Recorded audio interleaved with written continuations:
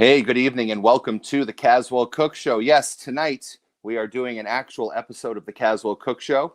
We've been doing Ask Caswell every night since this whole COVID-19 thing happened. But our guest tonight, we've always wanted to have on the Caswell Cooke Show, and we're just fortunate enough to have him. Before I bring him on, I want to tell you who he is. His name is Russ Giguere, and he was in the Association. And the Association has sold more than 70 million records, 6 gold records, 1 platinum 2 times over, 7 Grammy nominations, a Golden Globe, 7 top 40 hits. You know them. Along Comes Mary, Cherish, Never My Love, Windy. And of course, 3 of their songs are listed as the most played BMI licensed songs of the 20th century: Never My Love, Cherish, and Windy. So if we could bring on my guest tonight on the Caswell Cooke Show, been looking forward to talking to him for the last couple of weeks. Would you please bring on Russ Giguere? Cool. There I bees. Hey, how are you, Russ? Good to see you, guy. Good to see you. Where are you calling us from today? My kitchen. What part of the country? Let's see. I'm in Hollywood, California. Ooh, that's a good place to. Are you quarantined like the rest of the world? Well, yeah, but mostly I go to the store now and again. What I miss is going up to Yamashiro, which is a local bar and restaurant that's got the greatest view of the city.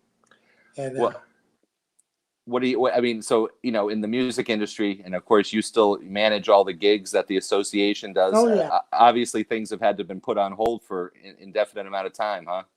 Well, I'm sort of a recluse anyway, so it hasn't been too hard for me. Yeah. But for the dates of the band, we probably had to reschedule the association dates, their live concerts. Well, we had $49,000 worth of dates canceled the past couple of weeks. That's only 4 dates, but they've been rescheduled for later in the year, or I think one is rescheduled for next year. But they've all been scheduled. Well, first of all, we're here because the most important thing we want to talk about is this great book that you put out. Along Comes the Association, written by you, and who else? Who helped you on this? Well, my Valerie, my wife, helped me, and also a girl named Ashley Wren Collins, and they helped me both. I needed a lot of help, believe me. I was good at telling the stories. The stories are all real in it. Is that one of the things I insisted upon was absolute truth. And we were talking earlier before the show, and you said that there's actually facts in this book. Yeah, I read so much about the group it's just BS. That it always has bothered me for years. A lot of this book actually wrote before 9/11, and then when 9/11 hit, I stopped, and then later I put everything away, and then later got to. I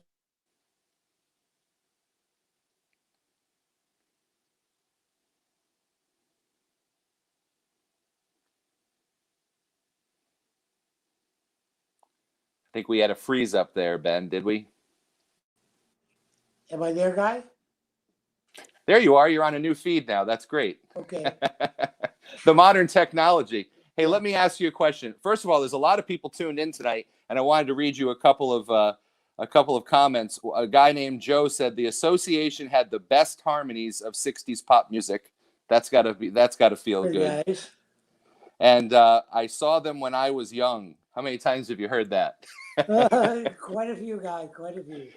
Did you ever think back in the '60s when this was all starting that here you'd be in 2020 putting out a book and still talking about the Association, and by the way, the music still being everywhere in the world still? I'm amazed at the staying power of the band and the music. It's been great. Even when I left, we're still doing 60, 80 concerts a year. So it's been phenomenal. One of the things that I didn't know until I read the book was that you were the first act at the Monterey Pop Festival in 1967. Yeah, we opened it. I remember the first meal, I was standing in line, and Jimi Hendrix was standing next to me, and I had no idea what he did. We just talked, just regular stuff, and then I saw him at the last night of the festival, and it just blew me away. Not number one is playing, but the fact that they were just a trio I saw him. I was down in the orchestra pit. I saw him from about 20 feet away. It was pretty exciting. Wasn't the Who on just before him or just I after him? can't remember when the Who we had played with before. The Who had opened a bunch of our shows. Right, and so and also the Mamas and the Papas were on that bill. Eric Burton and the Animals. The Mamas and Papas only did about 75, 85 shows in their entire career. Of that, about 60 of them we did with them. So Wow. we did a lot of shows with the Mamas and Papas. It was a very very complimentary bill. Let's go back to the beginning. So you start out talking in your book about the days when you were working in the clubs, and tell us, how all the Ice House was one of them. Tell us how that all got going and how you transitioned from that into being in the association. Well, we started at the Ice House in Pasadena, and we worked a lot. Then they had one Ice House. Then they eventually had two. They had one in Pasadena and one in Glendale.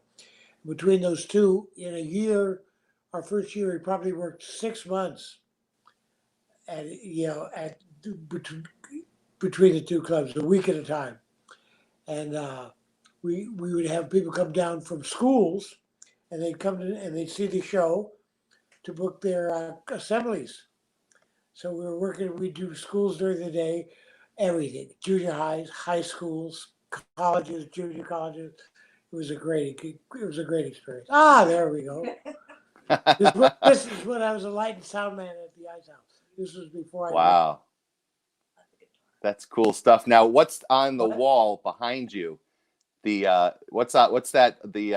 The tongs on the wall behind you above your head. Oh, the tongs above my head are the original Ice House. It was on the outside wall of the Ice House. A guy I didn't even know bought it at an auction, and one day appeared at my front door and gave it to me. I was amazed, thrilled, and he did just the right thing, because I've had it on my wall for 45 years. Wow. Up there, over 45 years. How did the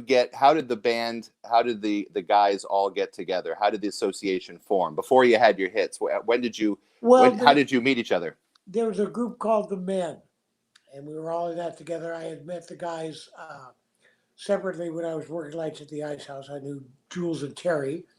I knew Ted from being in a band. I knew different guys from being in the band. And then the lead singer for the Men got drafted into the Christies to take Barry Maguire's place. So they needed a lead singer, and Jules and Terry came to me and said, our lead singer just got drafted into the Christie Minstrels. Would you like to join our band? I said, God, it's an awfully big band. He said, well, come out and see us. So I went out and saw them. They were great. So a couple of guys in the group had not heard me before, so I did a few tunes. And I joined that band. Band was together a couple of months. In the middle of a rehearsal, one of the guys called a meeting. So this meeting started, this guy pulled out a book, and he was dragging Terry Kirkman, the guy who wrote Cherish, Requiem for the Masses. He was saying he was supposed to call this guy on this date, and I'm thinking to myself, what is this guy talking about? I don't even know what's going on here. And Jules Alexander, our lead guitarist, was sitting right next to me. All of a sudden he stands up and he says, I'm tired of this BS. I'm out of here. I just want to make music. He stands up and walks out the door. And I stood up and I said, I don't even know what you guys are talking about. So I stood up and walked out. Ted Bushell, our drummer, stood up and walked out. Brian, eventually Terry stood up and said, you just lost your band. We all met out on the street. We went to Terry's house, picked a name, started rehearsing the next day. Wow. With the new band. Why? How did you pick the name? Terry's lady that he was living with, Judy, who later he married, was looking at a dictionary. We looked up jokingly the Aristocrats. There's an old dirty joke with the punchline was the Aristocrats. And we looked up the Aristocrats. It wasn't right, but right near the Aristocrats, well, here's an interesting one. The association, a group of people united for a common goal. But great. So the rest was history. Yeah, exactly. It was that easy. Everyone, cool. Now tell us. So I'm reading in the book. So your first manager, you said, was a great guy, and when your first record came out, you were having a hard time getting gigs out of California and things like that. And then you switched to another manager named Pat, and you took off after that. So how did that whole happen? How did the first hit happen? Well, we gave ourselves we gave ourselves 2 years to have a top 40 record. Within a year and a half, Along Comes Mary hit top 10. I think it was number 6 or number 7. And the manager we had, Dean Frederick, a wonderful man, but he didn't have the ability to make the next move. And so we decided to change managers. And when we did, we began moving up. We started making more money. We went with a different agency, and Pat Colecchio was wonderful for us. It was the perfect thing. What was your relationship with other groups in the area, like the Byrds? I knew Jimmy McGuinn. I met him while I was working lights and sound at the Ice House. I remember him playing a Beatles tune, sitting in the ante room, and he said, "This is finding the combination between art and money." I said, I thought it was sort of interesting. And within 2 years, I was working with the band, then with the association, and within a very short time, within that same length of time, the Byrds had their first hit. So when the frenzy first started, I mean, you have to, people have to imagine. I imagine that when you had all of those hits, and in a short period of time, and there had to have been like this frenzy where you're going from gig to studio to people screaming. Yeah. What's that like? How do you deal with it mentally? Yes, we were pretty intense. We were moving a great deal. We were probably doing over 250, 275 dates a year. We were really moving quickly and doing a lot of work. And a lot of the guys didn't adapt to it real well. I wanted to do this all my life, so I adapted real well. I adapted very easily. I was just happy to be singing for a living. That was the fulfillment of a dream right there. Was watching some of the YouTube clips. You were on the Smothers Brothers, things like that. Tell us about the gig with Carol Channing. Oh, Carol Channing was a wonderful lady. I saw her later on, years after that. I went to see her, and she remembered. This was in the early '80s, and I went to see her. She remembered all the guys of the group. She asked about each guy, specific things about each guy. It was great. It was wonderful. I remember she was just a wonderful person. And the Smothers Brothers were great people. I had met the Smothers Brothers when I was working lights and sound at the Ice House. They recorded a live album there, so I knew the Smothers. So tell me about you had the first record and all the hits, and then tell us about as we get through the 60s, the music is changing, the sound is changing, you guys were changing. Tell us about when it sort of came to a head and you guys didn't want to go on anymore. Well, that really didn't happen. I actually left the group in 70, 71. Yeah. The group was still at the top of their game then, and they just replaced me and continued on. But in the 70s, it just sort of melted. Yeah. Jules left again, finally. Terry left. Jim left, came back, and the group just sort of disappeared for a while. And then we did that special for HBO, then and now it was called. And we did, I think, 5 tunes, and then we all went back to our lives, and it created some waves, and we began. We went a bunch of agencies got a lot of offers for us to do gigs, so we took a loan from a bank and went on the road again. Which in the book is the way that led to you being the owner of the name of the association. Now what happened was halfway in '84 we did the Happy Together tour with the bad manager. Yes. And that before that tour was over, Ted Terry and Rick Olsky said they couldn't take it anymore, left the band. So I said, well, what are we going to do about the debt?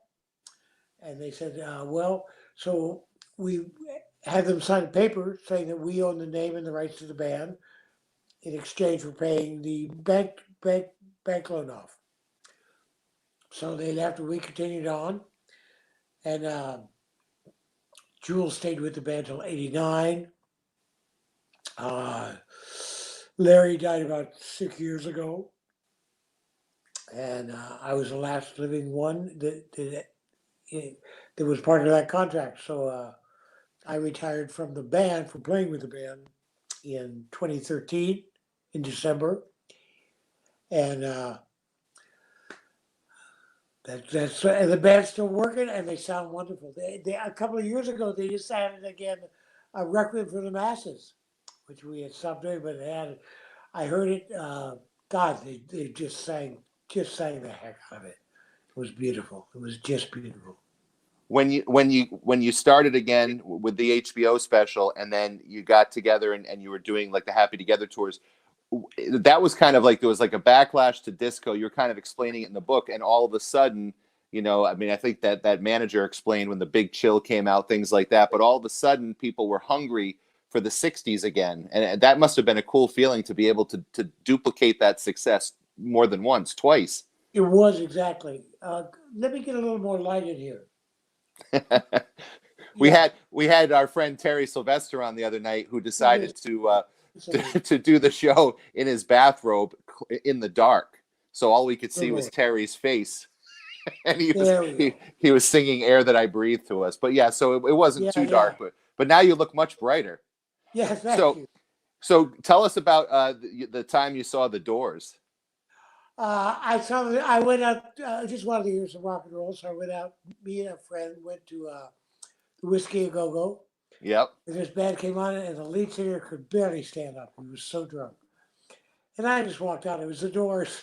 And within 6 months, they had a #1 hit. And that's an outstanding band. So we have a couple of questions here. One person wants to know, tell us about some of the artists you worked with over the years, and your impressions of like ones that you thought were really great, and maybe ones that would surprise us that you weren't friendly to you. Maybe that's the kind of question that was asked. I remember many that weren't friendly. The first band that we toured with was Love and Spoonful. They were great guys. We got along with them very well. It was a great tour. That was it was on that tour one time. They lost our luggage, so we went on in sport coats and shirts and stuff like that. So that was the beginning of that. So we worked with We worked with Gary Puckett, the Union Gap. We did hundreds of shows with them. They were. We did several tours. Well, we did the Happy Together tour with Gary Puckett. They had a band they called Black Beauty. We, of course, called it the Puckett Bucket. The Puckett Bucket. Well, the Love and Spoonful had not the Love and Spoonful. The Turtles had a big white bus they called Gullfire. We called it the Average White Bus. Yeah. That barely made it over the Rocky Mountains, so they actually dumped that and got a RV for the rest of the tour. Now, Joe asks us here, did the band work out the harmonies, or was there an arranger? Usually we worked out the harmonies ourselves, but we did use arrangers. But stuff, as we would record stuff, would change. We'd hear it back and we go, this needs this needs that. And so sometimes we did use arrangers, but mostly it was us, but we used arrangers as well, for sure. If you had to, someone else wants to know, is there a band from the '60s that you aspired to be as great as, or that was an inspiration for you? Not really. We liked a lot of, like, we heard, what was that group? Not the Hilos, the ones that had the something's happening here. What ain't exactly clear. Buffalo Springfield. I heard their first set at the Troubadour, They had been together about 5 days, Wow. and they were just exquisite right from the get go. And they did a Hoot at the Troop, and I was on the road, and I heard something's happening here, and I went, "Holy moly, this is great!" Because you never know who's going to make it, who's going to stay together, who's going to become a successful band, and who's just going to fall by the wayside. What about some of the stories you have of the early days of the Eagles? Well, I knew the Eagles from the Troubadour. I knew there was a duo called Long Branch Penny Whistle, which was Was that Glenn Fry's band? It was Glenn Fry and John David Souther, and Glenn Fry had this idea for a band they started to put together, and I met them all. I remember when he brought Don Henley in. I walked into the Troubadour bar, sat down in Glenn's table. So this is a guy. This is my drummer I brought from Texas. This is Don Henley. This is Russ. He's with the association. And Henley goes, "You're with the association?" He was not as cool as he became. But it was beautiful. There was they worked as behind Linda Ronstadt. They worked as her backup band one time. And one time she did a Hoot, and I sang backup with them. And Wow. it was fun. It was fun. It was great to see the band put together, and it was a great kind. I already knew Bernie Ledden, the lead guitarist. I had used him on my own album, and I knew him from a couple of things. And they were just a really good band. Okay. What? Yeah. We have lights. More light here. We like It's that. We like. here. So tell people what a hoot is. Tell us what a hootenanny is. Hoot is short for hootenanny. Yep. The Ice House had a hootenanny on Sundays. The Troubadour had a hootenanny on Monday. When I was working at the Ice House as a sound and light man, I knew what I wanted to do for a living, but nothing terrified me as much as standing on my own with a guitar and singing. And so I knew if that's what I was going to be doing for a living, I better get over it. So once a month for 2 years, I did a Hoot at the Troubadour. And once a month for 2 years, I did a Hoot at the Hootenanny at the Ice House, and got over it. But Doug Weston actually came to me about a year and a half, year and 3/4 in, and took me aside. I had met him through Bob Stain, the guy who ran the Ice House. And Doug Weston took me aside and said, "You're ready to go professional now, Russ." And I was thrilled. This was Doug Weston, same to me. So I was thrilled. So tell me about the image that the association had. You guys were not, you weren't dressed like the rest of the guys in the 60s. No. You really weren't able to be put musically into a category. That is correct. So where did you come up with? I think you got it. What's the question? So it's like, where did you come up with the image that you had? Was it by? We decided we wanted to do serious gigs, and most groups just dressed in street clothes, and it just didn't seem to us a thing to do the concerts we wanted to do. We figured we'd go with the suits. I'll tell you, everyone who knew us knew that we were problem partiers, but never on stage. On stage, we wore the suits and did exquisite shows. I'll tell you, I'm so proud of the work the association did and is still doing. It was we were one of the best bands that ever walked the planet. I totally would agree with you 100%. Tell me about some of the little bit of comparison with the Beach Boys and with that harmony sound, and what was your relationship with them? I know Brian. Tell me, there was a story in your book about Brian Wilson listening to some of your music before he released it. One of our producers, Kurt Betcher, got a tape to Brian Wilson before the album was out, which our manager really didn't want him to do. He thought it was like showing them the secret weapon. But anyway, Brian said it was the best first album he'd ever heard. Wow. So we were impressed, and we figured well, we must be on the right track. So when our when our first record went to number 6 or 7, Mary, by the way, was a B-side. Right. Yeah, someone flipped it over. And when the second record went to number 1, I mean, we were just in we were in hog heaven. It was great. It was great for us. We were thrilled. The other story I like in your book is when you're talking about the guy who wrote Cherish, Yeah. was brought in, and then they said, write me another song like Cherish, and Climax did Precious and Few. Oh Well, yeah, yeah. We did a Terry Kirkman wrote Cherish in our band, and the publisher for that was Beechwood Music. Anyway, the head of the publishing talked to this guy and said, "Write me another Cherish." So the guy wrote Precious and Few. So they had a hit on it. It wasn't as big as Cherish, but Terry was just outraged. Said, "This is a Cherish rip," and it certainly was. But you can't sue your own publishing company. But anyway, one time we were playing a huge in the '80s. We were playing a huge river fest, probably 20,000 people or more, on the banks of this river. And the usual response to Cherish is, we finish it and there's this big silence, because the audience is stunned. It's really quite an arrangement and quite a presentation. And then they burst into thunderous applause. That's been not always, but 99% of the time. That's the reaction. So anyway, so we finished the tune. There was this big silence, and we were on the bill with Climax. They had opened the show. They were one of many opening acts. But anyway, I stepped forward to the mic during that silence, and I went, "Precious and Few that." Yeah, yeah. And it was great. Yeah, I mean, Terry would never say such a thing, but I would indeed. I didn't know you were the first rock band to play the Greek theater.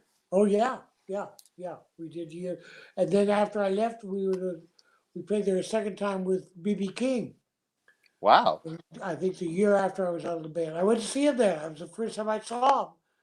And I think, except at the Troupe, I think I saw him at the Troupe when they played with Judy Seal one time. But By the way, we're just in case people are just tuning in and watching us, we're talking to Russ Giguere of the association, and he's telling us all the stories about all the great stuff that happened to this band, this wonderful stuff. But I wanted to go back to the image thing of the band. So a lot of people thought that you guys were like squeaky clean, but that really wasn't necessarily the case. I mean, you talk in the book about smoking some pot, experimenting with LSD, things like yeah, that. yeah, I mean, we definitely were problem partiers. There's no doubt about that. Terry eventually uh, quit the band because of his substance abuse and became a substance abuse counselor. wow. No better training than being in this band, I'll tell you that. If you had to pick, and thank you for spending the last half hour with us, and I just wanted to My ask you a pleasure. couple. This has been great fun. If you had to look back at all the years, and I'm specifically talking about live gigs, and you did so many thousands of gigs, Thousands is there a live gig that just stood out to you as, oh my God, this is the best it gets? There were so many. We did the Opera House in Chicago. We did about 2 or 3 days there, and the first show I gave it a 10. The second show I had a scale. I always rate the shows from 1 to 10. The second show I gave it 11. The third show I gave it 12. I mean, we just did so many. It was so many great venues. It was very seldom that the sound wasn't perfect. It was very seldom that we were more than a point under perfect. I was just thrilled to be with the band and to spend the years I spent with them. It was great for me. Now, one of the other thing was, a person chimed in that because you played at the Greek Theater, that you paved the way for Neil Diamond because he did those live albums at the Greek Yeah, Theater. yeah. We played there also later with when the Mamas and Papas went after Mama Cass died. They replaced her with Spanky and Our Gang. Mm-hmm. Spanky replaced her, and Mackenzie Phillips replaced Michelle. So and we played with them at the Greek. We probably did 40 or 50 concerts with that Mamas and Papas. It was great. Wow. And when we played there, I think we played there in the '80s with them. It was exquisite show. They sounded so good. Mackenzie was one of those people. I could say this in the book that when you met her, she just seemed like a regular person. But when she put a foot on the stage, she just became electric. She just was one of those people that she was born for the stage. She was so good on. She was so good. Now, Russ, in your book, Along Comes the Association, which we hope everybody goes and buys. Okay. The forward is by David Geffen. Tell us your Yeah. relationship with him. Well, David was. I first met David in New York. We were doing a gig with Janice Ian, and the promoter had neglected to put who was the lead act.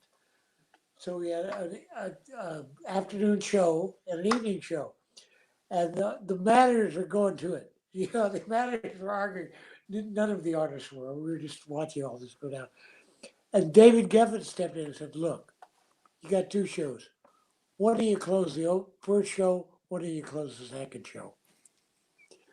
And he did it with such grace that he became. We all admired him for that, and he became friends of the band. And later on, when he wanted to sign us to William Morris, so we signed with him.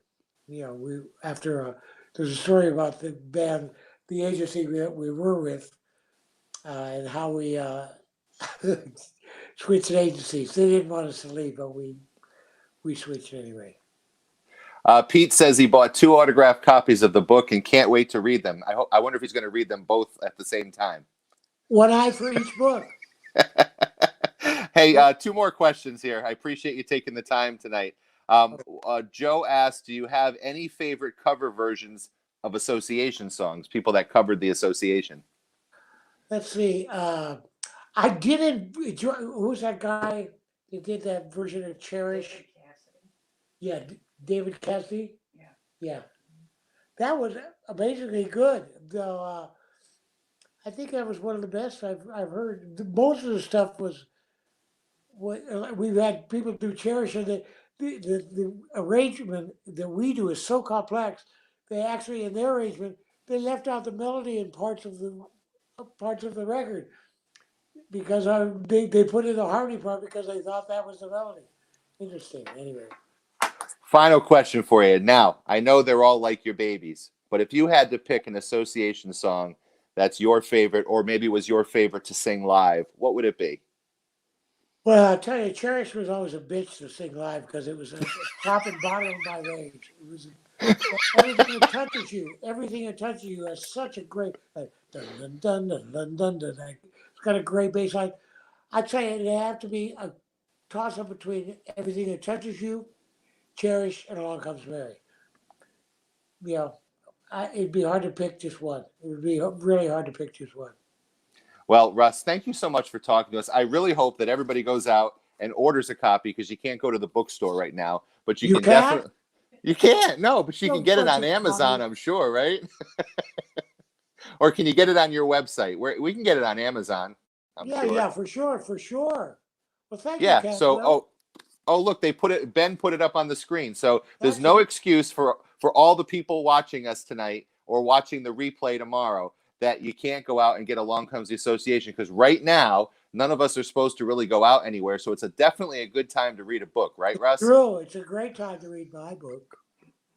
Well, thank you so much, Russ, for taking the time to be with us on the Caswell Cooke Show. And thank you. I wish you continued success with the book, really. You're a great interviewer, and thanks for loving me.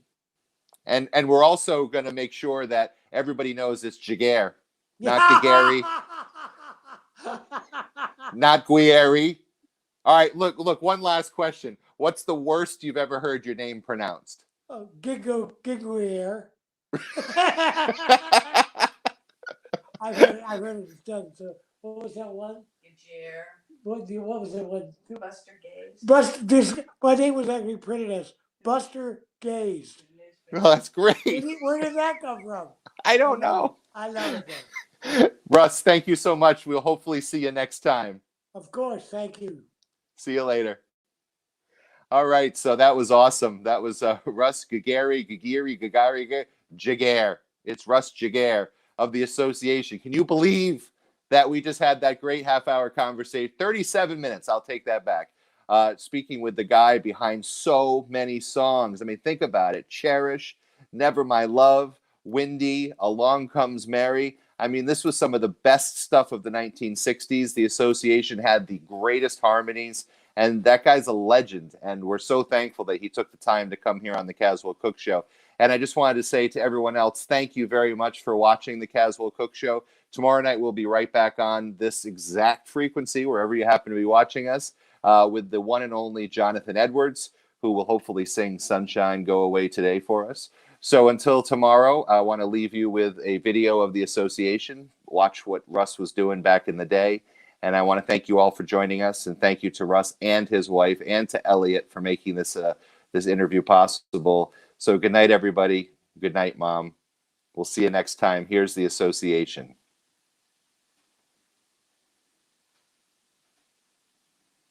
Maybe.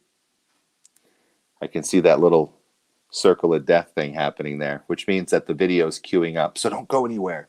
We're going to see this video. Right, Ben? Maybe not, Ben. You can come on, Ben. It's all right. We're not going to see the video.